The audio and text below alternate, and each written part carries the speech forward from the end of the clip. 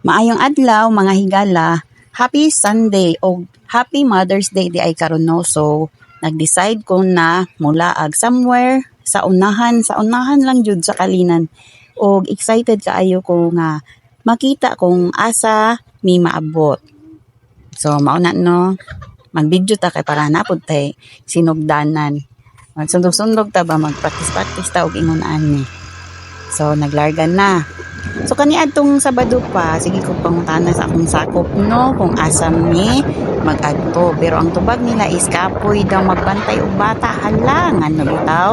Naglaag jud ko. Asa ko naabot ani. O syempre, nag-inusara ko og naapog ko'y kauban no. Kinsa man dahil mo drive ani motor. Sunod kung kabalo na ka mo drive, aw maning kamo tag-adto.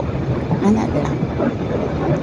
So gipangutana pa jud ko sa akong mama no kung asa daw mag-adto ana niya ako ang tubag is ambot oy. So nag-joyride ra jud daay ko anin no, nag-enjoy sa akong kaugalingon. Ala to ara, di ari jud daay to mga memories katong nag-bike may panakunom dira dapita kay nag-picture atong padulong mi sa somewhere. So, di sana ako isulti no kay para excited mo ba asa day ko padulong ani. Kung kamo nakabalo mo ani nga dalan, I'm sure mailhan jud ninyo ang asa ko nag adton no. So, ako lang ni ipakita ang kaning dalan nga akong gagian kay ganahan jud ko magtan-aw ba kay dili jud siya shaky. Tapos di ba on indot kay green jud ang dalan. So, ingon anin no.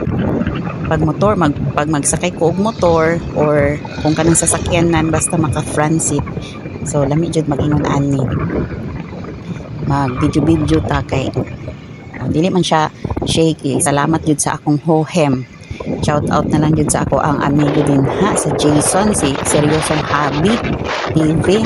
Siya jud ang inganyo sa ko na magpalit og hohem kay kani laging uyog lagi ato ang phone. So dili man gyud ta stabilizer ang ato ang phone, shaky man kaayo.